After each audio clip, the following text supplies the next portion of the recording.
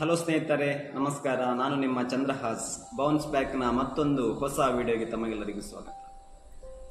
PUC commerce ಅಲ್ಲಿ statistics subject ಅನ್ನು apt ಮಾಡಿದ್ರೆ ನಿಮ್ಗೆ ಏನೆಲ್ಲ ಯೂಸಸ್ ಆಗುತ್ತೆ ಎನ್ನುವಂತಹ ಒಂದು ವಿಚಾರದ ಕುರಿತಾಗಿ ಸಂಪೂರ್ಣ ಮಾಹಿತಿಯನ್ನು ವಿಡಿಯೋದಲ್ಲಿ ನಿಮಗೆ ತಿಳಿಸುತ್ತೇನೆ. ನೀವು CA ಆಗಬೇಕು ಅಂತ ನಿಮಗೆ ಡ್ರೀಮ್ ಇದ್ರೆ ನೀವು PUC ಅಲ್ಲಿ ಸ್ಟ್ಯಾಟಿಸ್ಟಿಕ್ಸ್ ಅನ್ನೇ ಆಪ್ಟ್ ಮಾಡಬೇಕು. ಯಾಕಂತ ಹೇಳಿದ್ರೆ ನಿಮಗೆ CA ಫೌಂಡೇಶನ್ ಅಲ್ಲಿ 40 ಮಾರ್ಕ್ಸ್ ಇದ್ದು ಸ್ಟ್ಯಾಟಿಸ್ಟಿಕ್ಸ್ ಕ್ವೆಶನ್ಸ್ ಬರುತ್ತದೆ. ಸೊ ಇಲ್ಲಿ ಸ್ಟ್ಯಾಟಿಸ್ಟಿಕಲ್ ಡಿಸ್ಕ್ರಿಪ್ಷನ್ ಆಫ್ ಡೇಟಾದ ಬಗ್ಗೆ ನೀವು ಕಲಿಬೇಕು, ಕೋರಿಲೇಷನ್ ಅಂಡ್ ರಿಗ್ರೆಷನ್ ಬಗ್ಗೆ ನಿಮಗೆ ಗೊತ್ತಿರಬೇಕು, ಥಿಯರಿಟಿಕಲ್ ಡಿಸ್ಟ್ರಿಬ್ಯೂಷನ್ ಬಗ್ಗೆ ನಿಮಗೆ ಗೊತ್ತಿರಬೇಕು, ಅಥವಾ probability, sampling, measures of central tendency and dispersion, ಈ ಎಲ್ಲ ಟಾಪಿಕ್ ನ ಮೇಲೆ ನಿಮಗೆ ಕ್ಲಿಯರ್ ಆಗಿ ಐಡಿಯಾ ಇದ್ರೆ CA ಫೌಂಡೇಶನ್ ಆರಾಮಾಗಿ ಕ್ಲಿಯರ್ ಮಾಡ್ತೀವಿ. ಸೊ ಇನ್ನು ನೀವು CMA ಆಗಬೇಕು ಅಂತ ನಿಮಗೆ ಕನಸಿದ್ದಾಗ ಫೌಂಡೇಶನ್ ನಲ್ಲಿ ಈ ಎಲ್ಲ ಸ್ಟ್ಯಾಟಿಸ್ಟಿಕ್ಸ್ ಟಾಪಿಕ್ ಅನ್ನು ನೀವು ಕಲಿಬೇಕಾಗುತ್ತೆ. ಸೊ ಅದು ಯಾವ್ದಂತ ಹೇಳಿದ್ರೆ ಸ್ಟ್ಯಾಟಿಸ್ಟಿಕಲ್ ರೆಪ್ರೆಸೆಂಟೇಷನ್ ಆಫ್ ಡೇಟಾ ಇರಬಹುದು, ಅಥವಾ measures of central tendency and dispersions ಇರಬಹುದು.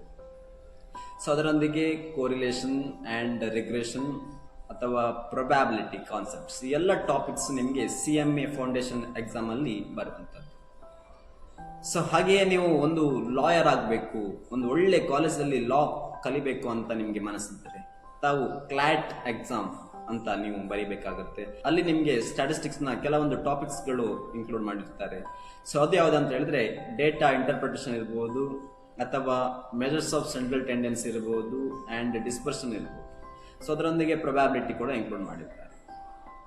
ಸೊ ಇನ್ನು ನೀವು ಡಿಫೆನ್ಸ್ಗೆ ಸೇರ್ಬೇಕು, ನಾನು ಡಿಫೆನ್ಸ್ ಅಲ್ಲಿ ಸೇರಿ ಏನಾದ್ರೂ ಒಂದು ಸಾಧನೆ ಮಾಡಬೇಕು ಅಂತ ಹೇಳಿದ್ರೆ ನೀವು ND ಎಕ್ಸಾಮ್ ಬರೀಬೇಕಾಗುತ್ತೆ. ಸೊ ಅಲ್ಲಿ ಕೂಡ ನಿಮಗೆ ಸ್ಟ್ಯಾಟಿಸ್ಟಿಕ್ಸ್ ತುಂಬಾ ಇಂಪಾರ್ಟೆಂಟ್ ಆಗಿ ಬೇಕಾಗಿರುವಂತದ್ದು ಕೆಲವೊಂದು ಟಾಪಿಕ್ಸ್ ನಾನು ನಿಮಗೆ ಹೇಳ್ತೇನೆ. ಕೆಲವೊಂದು ಟಾಪಿಕ್ಸ್ ಯಾವ್ದಲ್ಲ ಅಂತ ಹೇಳಿದ್ರೆ ಕ್ಲಾಸಿಫಿಕೇಶನ್ ಆಫ್ ಡೇಟಾ ಇರಬಹುದು, ಆರ್ಗನೈಸೇಷನ್ ಅಂಡ್ ಟ್ಯಾಬ್ಲೇಷನ್ ಆಫ್ ಡೇಟಾಸ್ ಇರಬಹುದು, ಫ್ರೀಕ್ವೆನ್ಸಿ ಡಿಸ್ಟ್ರಿಬ್ಯೂಷನ್ ಇರಬಹುದು, ಅಥವಾ ಮೆಜರ್ಸ್ ಆಫ್ ಸೆಂಟ್ರಲ್ ಟೆಂಡೆನ್ಸಿ ಇರಬಹುದು. ಸೊ ಇನ್ನೊಂದು ಮೆಜರ್ಸ್ ಆಫ್ ಡಿಸ್ಪರ್ಷನ್.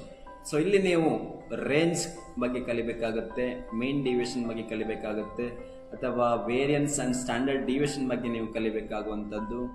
ಸೊ ಇದರೊಂದಿಗೆ ಅತ್ಯಂತ ಮುಖ್ಯವಾಗಿರುವಂತಹ ಕಾನ್ಸೆಪ್ಟ್ ಸ್ಟ್ಯಾಟಿಸ್ಟಿಕ್ಸ್ ಅಲ್ಲಿ ಅಂತ ಹೇಳಿದ್ರೆ ಕೋರಿಲೇಷನ್ ರಿಗ್ರೆಷನ್. ಇದರಲ್ಲಿ ನೀವು ಬೇಸಿಕ್ಸ್ ಅನ್ನು ನೀವು ಕಲಿಬೇಕಾಗುತ್ತೆ.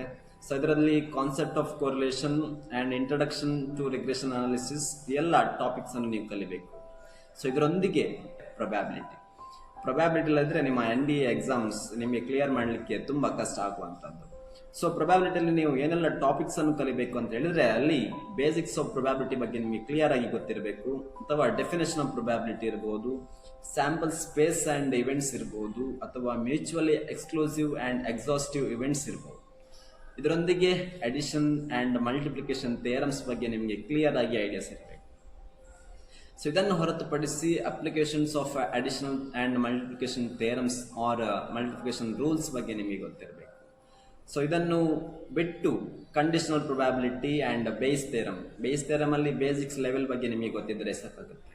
ಸೊ ಅದರೊಂದಿಗೆ random variables and probability distributions concept ನಿಮಗೆ ಕ್ಲಿಯರ್ ಆಗಿ ಗೊತ್ತಿರಬೇಕು. So concept of random variables, ಅದರಲ್ಲಿ discrete and continuous random variables ಅಥವಾ ಪ್ರೊಬ್ಯಾಬಿಲಿಟಿ ಡಿಸ್ಟ್ರಿಬ್ಯೂಷನ್ಸ್ ಬಗ್ಗೆ ನಿಮಗೆ ಒಂದು ಕ್ಲಿಯರ್ ಆಗಿ ಕರೆಕ್ಟ್ ಆಗಿ ಗೊತ್ತಿದ್ರೆ ನೀವು ND ಎಕ್ಸಾಮ್ ಅನ್ನು ಆರಾಮಾಗಿ ಪಾಸ್ ಮಾಡಬಹುದು. ಹಾಗೆ ನೀವು ಡಿಗ್ರಿಯಲ್ಲಿ ಕೆಲವೊಂದು ಕೋರ್ಸ್ಗಳಾದಂತಹ BCom ಇರ್ಬೋದು, BBA ಇರ್ಬೋದು, BBM ಇರ್ಬೋದು, ಈ ಎಲ್ಲ ಕೋರ್ಸ್ಗಳಲ್ಲಿ ಸ್ಟ್ಯಾಟಿಸ್ಟಿಕ್ಸ್ ಒಂದು ಸೆಮಿಸ್ಟರ್ ಅಲ್ಲಿ ನೀವು ಒಂದು ಸಬ್ಜೆಕ್ಟ್ ಅನ್ನು ಕಲಿಬೇಕಾಗುತ್ತೆ. ಮತ್ತು PG ಕೋರ್ಸಸ್ಗಳಾದಂತಹ MCom ಇರಬಹುದು, MBA, ಈ ಎರಡು ಕೋರ್ಸ್ಗಳಲ್ಲಿ ನಿಮಗೆ ಒಂದು ಸೆಮಿಸ್ಟರ್ನಲ್ಲಿ ಫುಲ್ ಒಂದು ಸಬ್ಜೆಕ್ಟ್ ಇರುತ್ತೆ ಸ್ಟ್ಯಾಟಿಸ್ಟಿಕ್ಸ್. ಇದು ಅಲ್ಲಿ ನೀವು ಕಲಿಲೇಬೇಕಾಗುವಂಥದ್ದು. ಹಾಗಾಗಿ ನಿಮಗೆ ಸ್ಟ್ಯಾಟಿಸ್ಟಿಕ್ಸ್ UG ಅಂಡ್ PG ಕೋರ್ಸಸ್ಗಳಲ್ಲಿ ಕೂಡ ತುಂಬಾ ಮುಖ್ಯವಾಗಿರುವಂತಹ ಒಂದು ಸಬ್ಜೆಕ್ಟ್ ಆಗಿರುವಂಥದ್ದು. ಇದನ್ನು ಹೊರತುಪಡಿಸಿ ನೀವು ರಿಸರ್ಚ್ ಮಾಡ್ಬೇಕಂತ ಹೇಳಿದ್ರೆ, ರಿಸರ್ಚ್ ನಿಮ್ದು ಕಂಪ್ಲೀಟ್ ಆಗ್ಬೇಕಂತ ಹೇಳಿದ್ರೆ ನಿಮಗೆ ಕೆಲವೊಂದು ಟಾಪಿಕ್ಸ್ ಸ್ಟ್ಯಾಟಿಸ್ಟಿಕ್ಸ್ ನಲ್ಲಿ ಗೊತ್ತಿರಬೇಕು. ಸೊ ಅದರಲ್ಲಿ ಟೆಸ್ಟಿಂಗ್ ಆಫ್ ಹೈಪೋಥಿಸಿಸ್ ಇರಬಹುದು, ಅಥವಾ ANOVA ಇರಬಹುದು, ಅಥವಾ ಪ್ರೆಡಿಕ್ಟಿವ್ ಮಾಡೆಲಿಂಗ್ ನ ಬಗ್ಗೆ ನಿಮಗೆ ಕ್ಲಿಯರ್ ಆಗಿ ಐಡಿಯಾ ಇದ್ರೆ ನೀವು ಯಾವುದೇ ಒಂದು ರಿಸರ್ಚ್ ಅನ್ನು ಕಂಪ್ಲೀಟ್ ಆಗಿ ಅನಾಲಿಸಿಸ್ ಮಾಡಿ ಕೊಡಬಹುದು.